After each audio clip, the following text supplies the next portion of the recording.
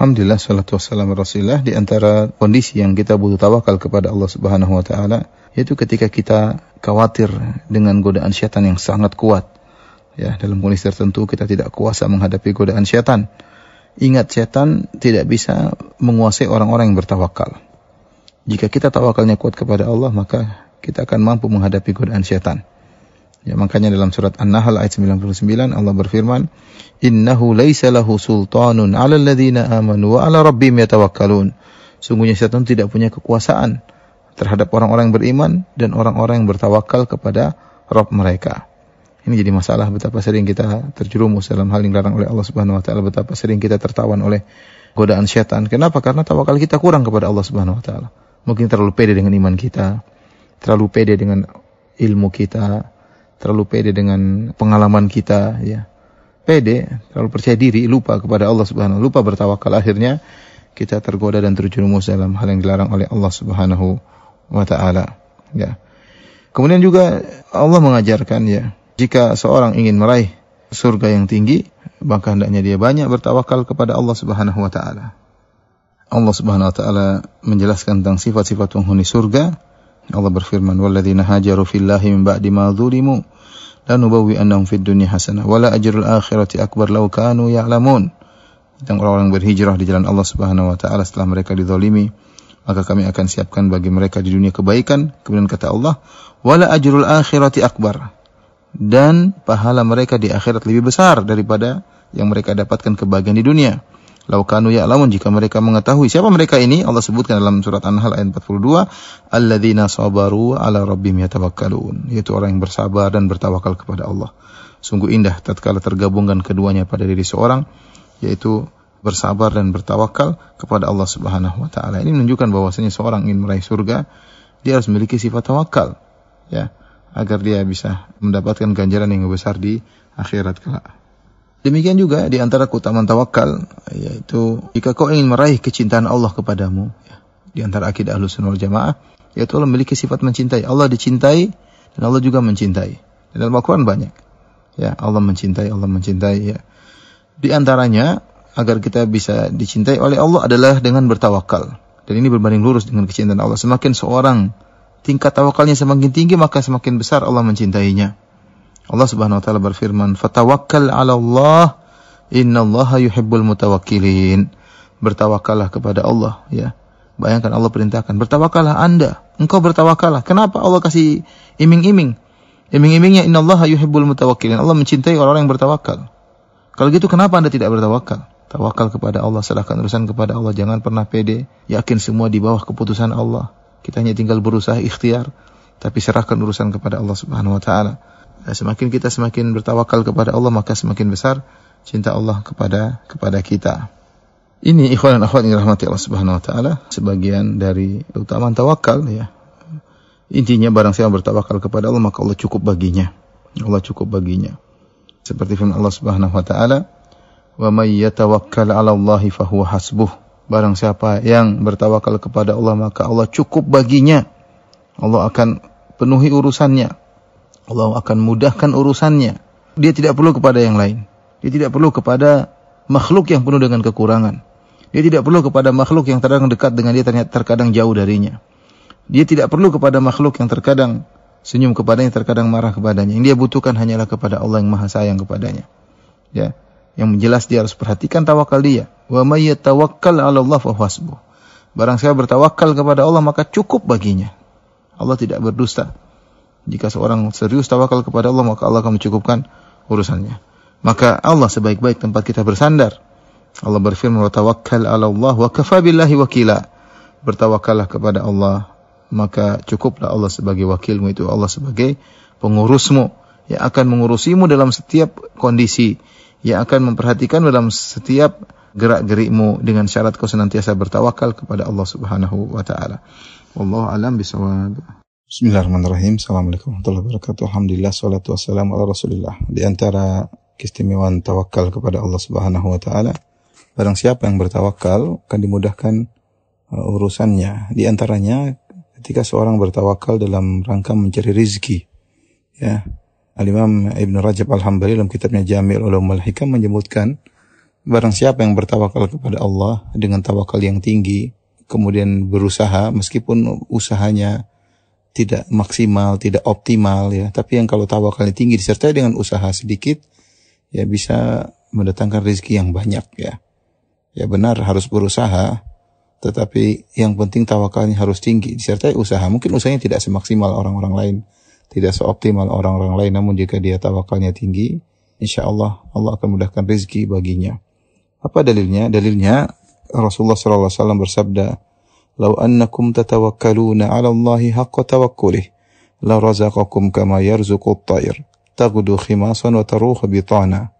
Kata Nabi SAW, seandainya kalian bertawakal kepada Allah dengan tawakal yang sesungguhnya, maka Allah akan berikan rezeki kepada kalian sebagaimana Allah beri rezeki kepada burung.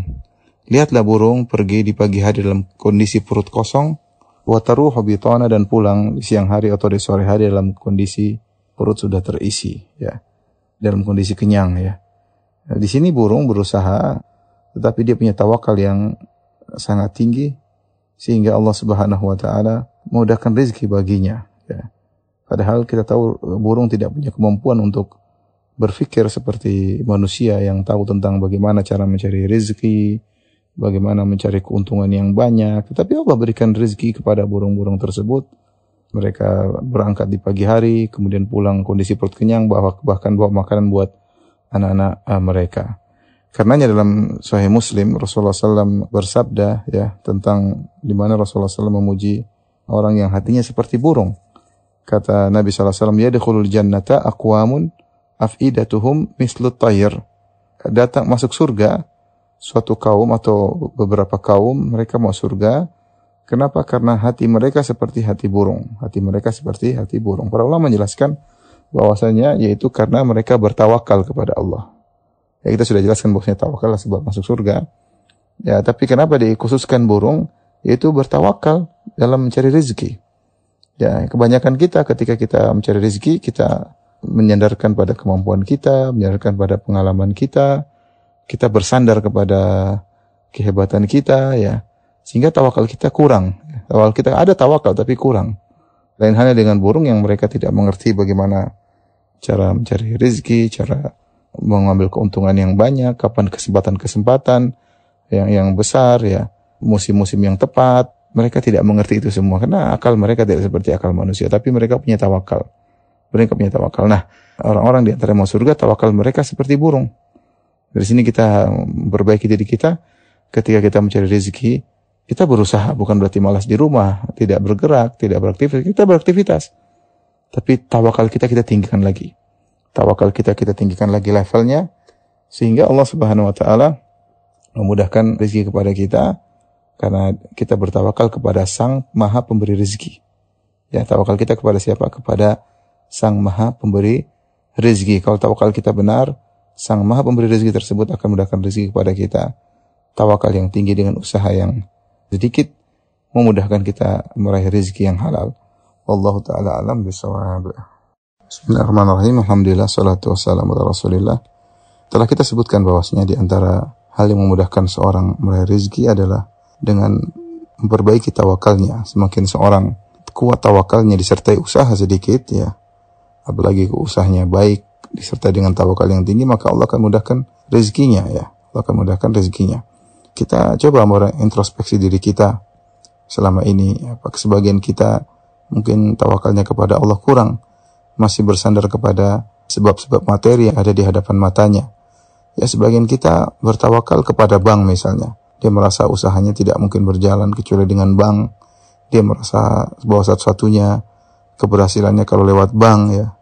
Ini bertawakal bahkan kepada perkara riba, ya. Ini berbahaya seperti ini, ya. Hendaknya kita menata hati kita bahwasanya sumber rezeki adalah Allah Subhanahu Wa Taala. Kita berusaha bertawakal kepada Allah sambil berusaha melakukan sebab-sebab yang dihalalkan oleh Allah Subhanahu Wa Taala. Oleh karenanya jangan pernah kita bertawakal kepada materi. Materi hanya sebab kita lakukan. Seperti seorang bekerja di suatu perusahaan, jangan dia merasa bahwasanya rezekinya dari perusahaan itu. Kalau nggak kerja di perusahaan itu maka tidak dapat rezeki, ya. Kemudian juga jangan seorang misalnya dia berdagang kemudian dia tawakalnya kepada perdagangannya. Enggak, dia bertawakal kepada Allah.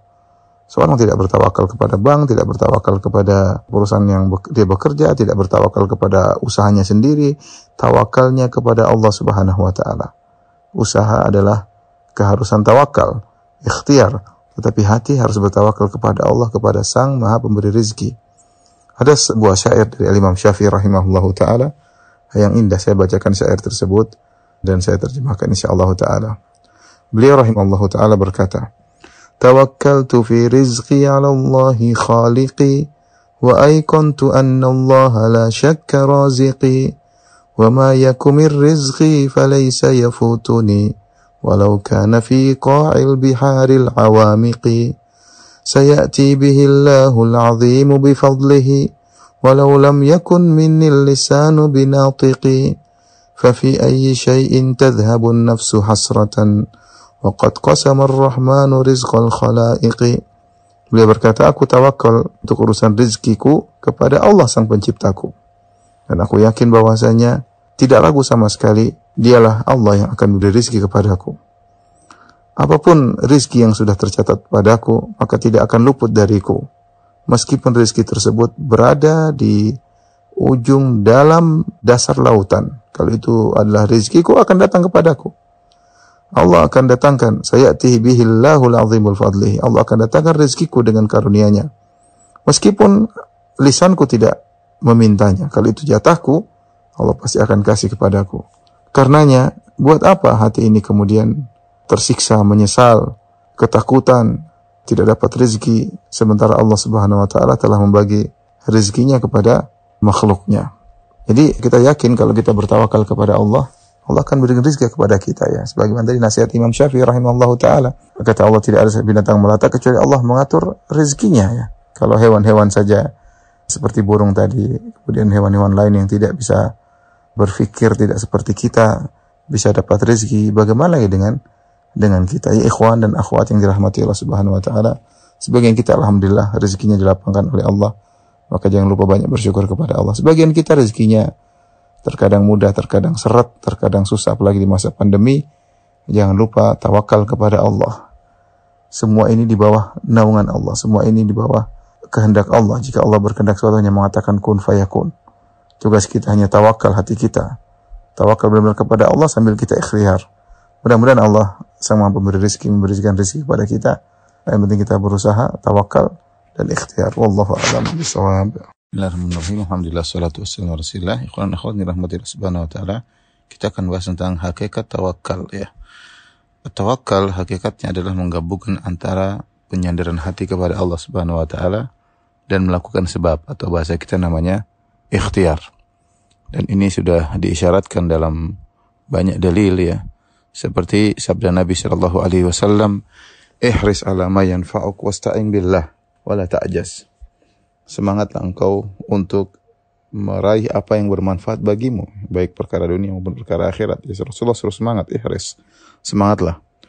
Wala ta'jas wasta'in billah, dan minta tolonglah kepada Allah Subhanahu wa taala, dan jangan kau lemah atau malas ya. Jadi dalam hadis ini Rasulullah SAW menyuruh menggabungkan antara berikhtiar dan minta tolong kepada Allah Subhanahu wa taala. Inilah yang disebut hakikat tawakal. Demikian juga dalam satu hadis ketika ada seorang datang kepada Nabi sallallahu alaihi wasallam, kemudian dia mengatakan, "Ya Rasulullah, utlikuha wa atawakkal 'ala Allah." Ya Rasulullah, ini ontaku, aku lepaskan saja dan aku bertawakal kepada Allah, yaitu masuk masjid atau kemana. Aku lepaskan ontaku dan aku serahkan kepada Allah. Kata Nabi, tidak, iqilha wa tawakkal 'ala Allah. Yang benar yaitu kau ikat ontamu dan kau bertawakal kepada Allah. Di sini Nabi juga menyuruh dia untuk menggabungkan dua hal. Pertama, bersandar kepada Allah Subhanahu wa taala, kemudian mengikat onta ya, agar ontanya tidak hilang. Ya, ini jelas Rasulullah SAW menyuruh menggabungkan dua perkara. Sebagaimana juga Rasulullah SAW telah isyaratkan dalam hadis yang sudah pernah kita bahas, hadis tentang burung. Rasulullah SAW bersabda, "Lau annakum tatawakkaluna 'ala Allahi haqqa tawakkulih, la razaqakum kama yarzuqut tayr.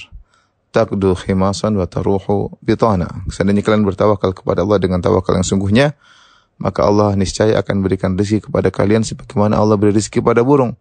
Burung pergi di pagi hari dalam kondisi perut kosong dan dia balik dalam kondisi perut kenyang. Perhatikan di sini Rasulullah menjelaskan tentang seorang bertawakal ya.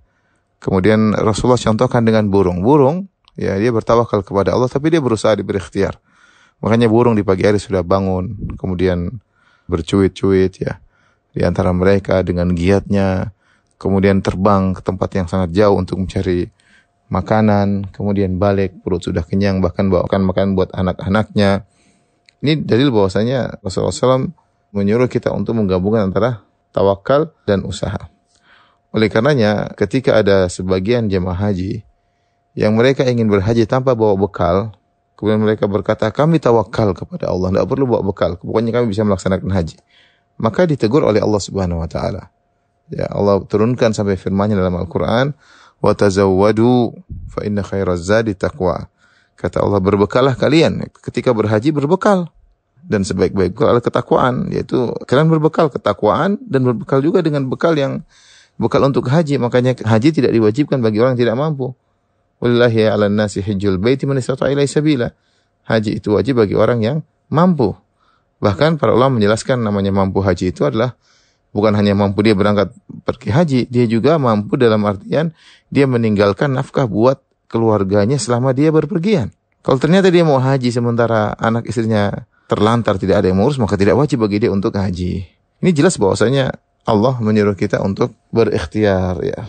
Jangan sampai seorang mengatakan saya berhaji sejalan sendirian tanpa bekal, Allah akan tolong saya. Dia akan merepotkan orang lain. Orang lain. Ya, kecuali mungkin dia pakar, dia ahli dalam bekerja, ya tidak ada masalah. Berarti dia berikhtiar dengan kerjanya. Tapi dia hanya mengatakan saya bersandar, saya tidak perlu bawa bekal, saya akan bisa hajian. Maka ini adalah bentuk tawakal yang keliru. Ya, jadi ikhwan akhwat yang dirahmati Allah Subhanahu wa taala, tawakal yang benar itu bukan hanya sekedar menyandarkan hati kepada Allah Subhanahu wa taala. Benar kita tahu semua yang sudah ditentukan adalah Allah, yang menetapkan segalanya adalah Allah, yang menciptakan segalanya adalah Allah. Tetapi Allah menyuruh kita untuk berikhtiar, ya berusaha. Nah, tawakal yang benar adalah menggabungkan kedua-duanya, menyandarkan hati kepada Allah disertai dengan usaha, Wallahu ta'ala alam bishawab. Bismillahirrahmanirrahim. Alhamdulillah wassalatu wassalamu ala Rasulillah. Ikhwan dan akhwat, setelah kita mengetahui bahwasanya hakikat tawakal yang sungguhnya adalah menggabungkan antara menyandarkan hati kepada Allah dan ikhtiar. Karenanya jika salah seorang hanya menyandarkan kepada salah satunya, melakukan salah satu dari keduanya, maka dia telah bersalah dalam memahami tawakal. Sebagai contoh, sebagian orang yang dia ketika mengharapkan sesuatu, dia lupa untuk ingat kepada Allah, lupa untuk menyandarkan hatinya kepada Allah. Dia hanya bertawakal kepada sebab-sebab materi yang ada di depannya, sehingga dia bertawakal kepada kemampuannya, dia bertawakal kepada bosnya, ya harapannya hanya hatinya terikat kepada pekerjaannya, hatinya terikat kepada perusahaannya, ya seakan-akan semua keberhasilan melalui sebab-sebab tertentu. Oleh karena siapa yang dalam menjalankan kegiatannya sehari-hari berusaha untuk meraih tujuannya hanya bersandar kepada sebab, dia lupa kepada Allah Subhanahu wa taala, maka orang ini telah jauh dari tawakal. Dan saya pernah sampaikan bahwasanya sebagian orang seperti ini ketika dia berobat, tawakalnya kepada dokter, seakan-akan dokter ini yang menyembuhkan dia. Dia tidak terbetik dalam hatinya Allah yang menyembuhkan. Makanya kalau ada yang tanya kepada dia, kamu alhamdulillah sembuh? Iya, sebab dokter itu. Dia lupa memuji Allah bahwasanya harusnya dia mengatakan alhamdulillah Allah dengan izinnya memberi kemudahan bagi dokter untuk menyembuhkan aku. Tapi dia lupa karena selama ini hatinya disandarkan kepada sebab. Ketika seorang berhasil, dia bersandar kepada sebab, dan ini adalah satu kesalahan. Dan orang-orang yang biasanya terjerumus dalam ini adalah orang yang lupa kepada Allah, yang lalai beribadah, yang sibuk dengan dunia, tidak pernah belajar agama, sehingga akhirnya hati mereka benar-benar tergantung kepada sebab-sebab. Mereka menyangka keberhasilannya karena sebab-sebab tersebut. Jadi ini model pertama yang salah dalam tawakal, yang hanya bersandar kepada sebab, lupa kepada sang musabbib, sang pencipta sebab dan akibat, ialah Allah Subhanahu wa taala. Kesalahan yang kedua sebaliknya, yaitu sekelompok orang yang hanya bersandar kepada Allah tanpa usaha. Ini juga salah. Nabi SAW suruh ikhtiar. Lihatlah bagaimana Nabi SAW dalam melakukan banyak hal, Rasulullah SAW selalu berikhtiar. Ketika perang Uhud misalnya, Rasulullah SAW ikhtiarnya luar biasa. Ya, beliau pakai baju perang sampai dirain sampai 2 baju perang. Sebelumnya Rasulullah SAW bermusyawarah dengan para sahabat. Apa yang harus mereka lakukan? Apakah mereka harus keluar ke Uhud menunggu musuh, ataukah mereka bertahan dalam kota Madinah? Ya, Rasulullah bermusyawarah, dan musyawarah salah satu bentuk ikhtiar. Wasyawirhum fil amr, kata Allah, bermusyawarah dengan mereka dalam urusan-urusan, ya. Jadi Rasulullah dalam perang Uhud benar-benar mengambil segala ikhtiar. Beliau memakai baju double, baju perang double. Sebelumnya beliau bermusyawarah, setelah itu meletakkan pasukan pemanah 50 orang dipimpin oleh Abdullah bin Jubair di atas Jabal Rumat dan mengatur strategi. Bahkan Rasulullah mengatakan jangan sampai kalian turun apapun yang terjadi. Jadi Rasulullah SAW benar-benar melakukan ikhtiar. Demikian dalam perang Khandaq, Rasulullah SAW berusaha ikhtiar. Rasulullah SAW kemudian menggali Khandaq dengan panjang berkilo-kilo, dengan lebar 5 meter, dengan kedalaman kira-kira 5 meter. Usaha ikhtiar agar, kenapa Khandaqnya harus lebar dan dalam? Agar kuda musuh tidak bisa melewati ya. Sehingga mereka bikin parit Khandaq yang sangat besar sebagai bentuk usaha dalam meraih keberhasilan. Dan ini banyak dilakukan oleh Nabi SAW.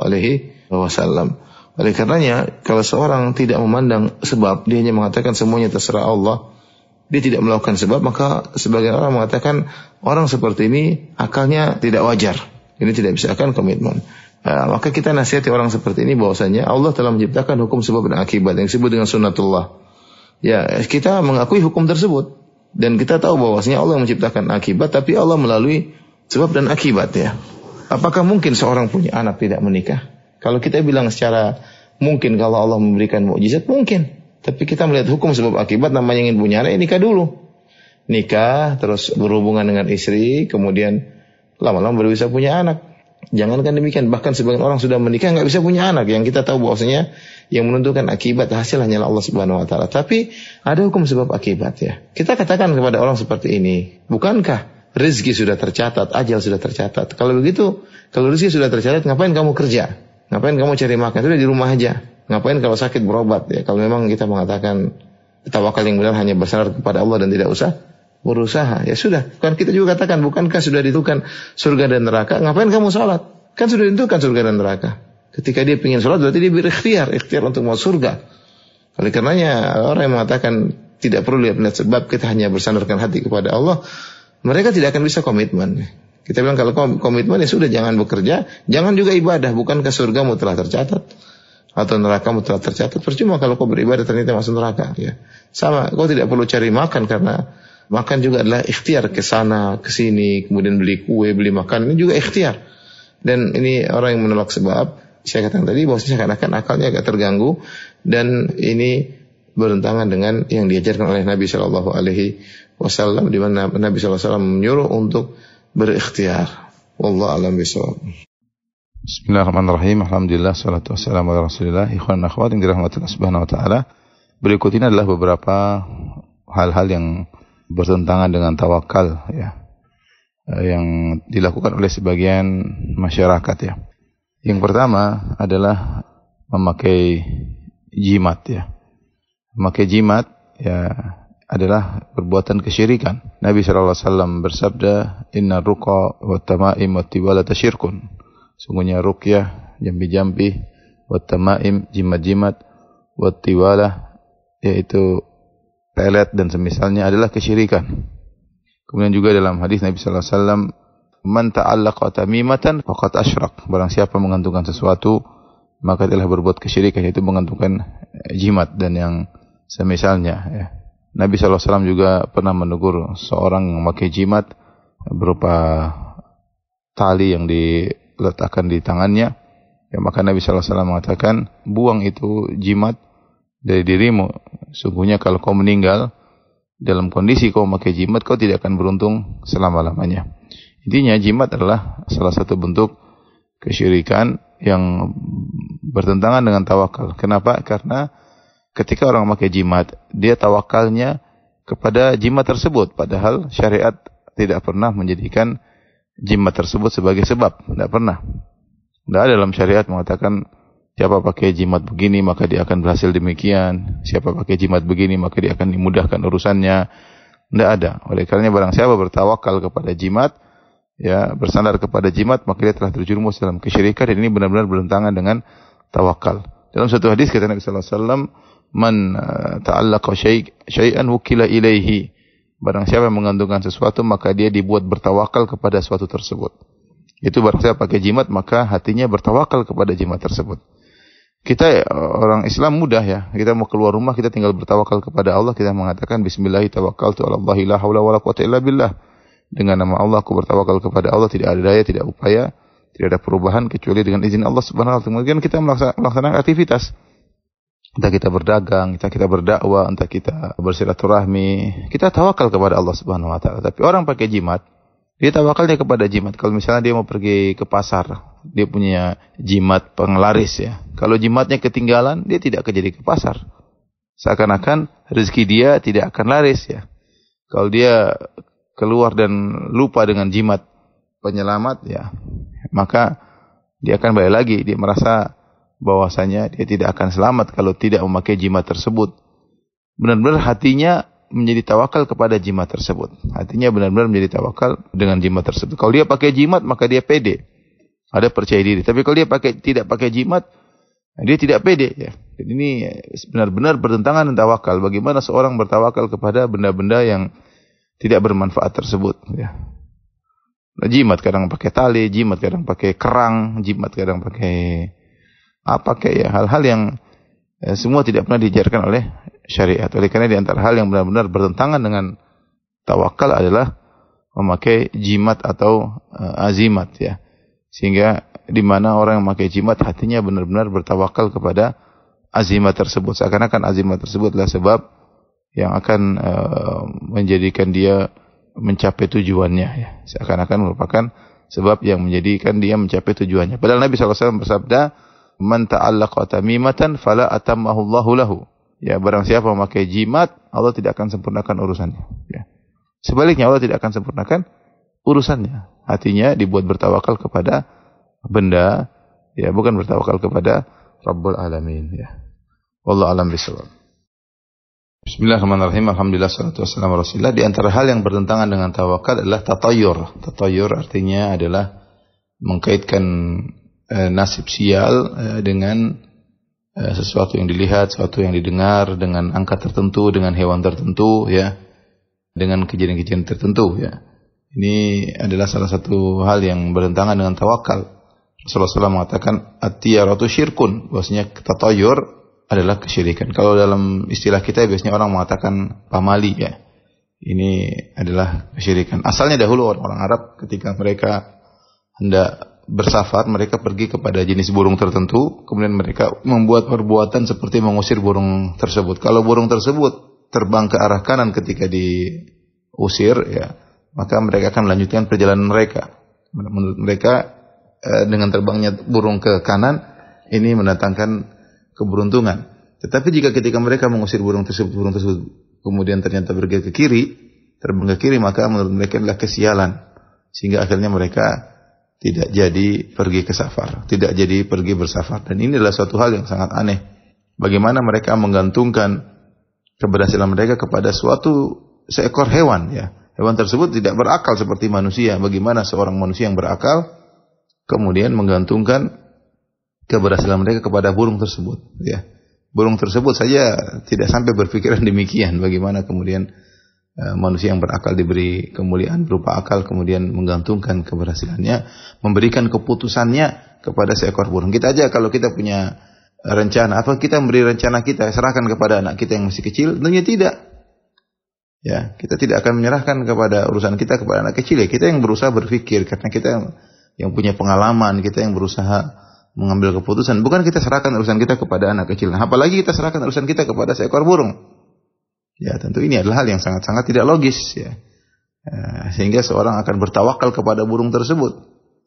Demikian juga sama seperti seorang kemudian menggantungkan urusannya kepada tokek ya. Kalau dia ingin pergi suatu dia tunggu tokek, pergi enggak, pergi tokek, enggak jadi pergi tokek, pergi tokek enggak jadi pergi. Ini ya, adalah contoh bentuk tatayur. Oleh karenanya dalam hadis disebutkan bahwasanya tatayur itu bisa dihilangkan dengan apa? Dengan tawakal, ya. Walakin Allah yudhibuhu bitawakkul. Allah Subhanahu wa taala menghilangkan tatayur dengan tawakal kepada Allah Subhanahu wa taala, ya. Jadi misalnya seorang keluar rumah, kemudian tiba-tiba ada seekor burung merpati, kemudian buang kotorannya mengenai tubuh kita misalnya.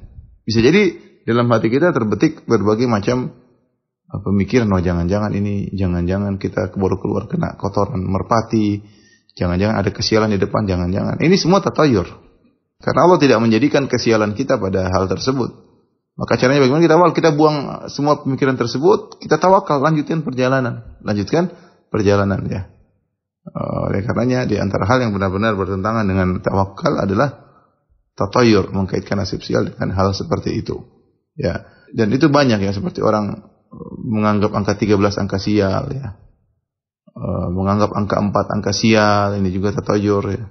Kita dapati banyak lift-lift di Jakarta ya, tidak ada lift, tidak ada tombol nomor 4. Di sini nomor 1, lantai 1, nomor 2 buat lantai 2, nomor 3 buat lantai 3, nomor 4 mereka tulis 3A atau 3B.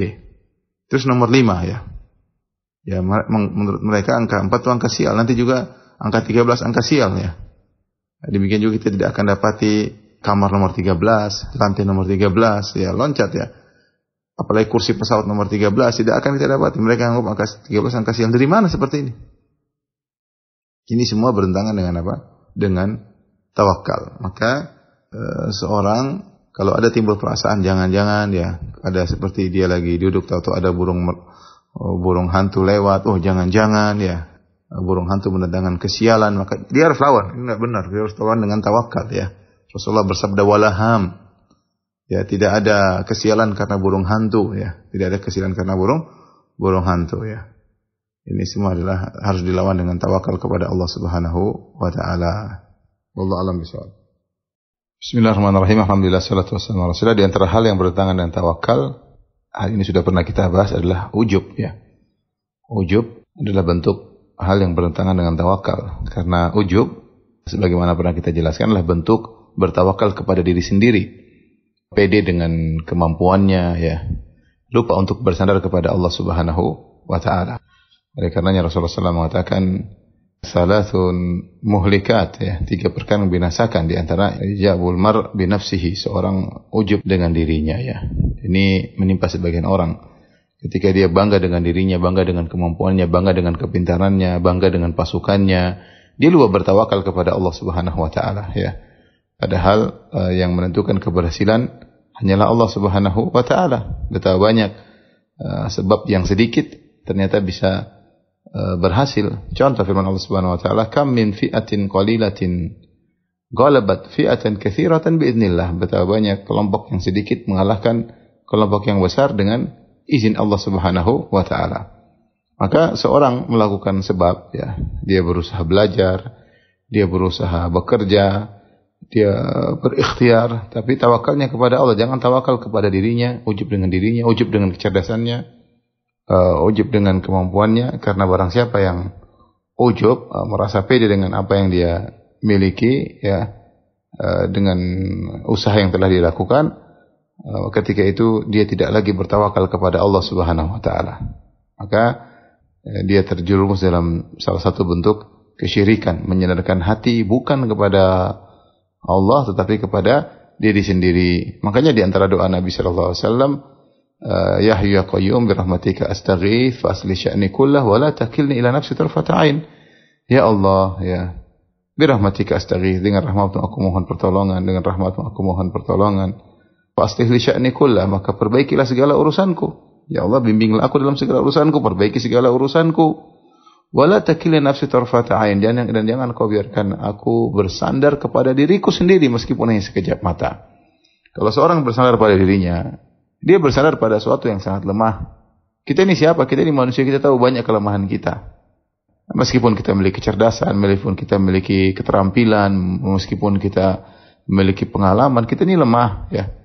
Lihatlah manusia betapa lemahnya sekarang ya. Dikasih pandemi oleh Allah, tidak berkutik, semuanya lumpuh ya. Semuanya lumpuh. Kegiatan ekonomi dunia lumpuh. Negara-negara adidaya lumpuh ya. Mana kesembahan, mana keangkuhan. Manusia sangat lemah ya. Sangat lemah, tidak berkutik dengan kondisi di sekitarnya, tunduk kepada kondisi di sekitarnya. Oleh karenanya seorang menyadarkan keberhasilan pada dirinya sendiri, ini adalah suatu bentuk ujub. Jadi tidak boleh seorang demikian. Seorang bersandar kepada Allah Subhanahu wa taala dan berikhtiar, itu yang benar.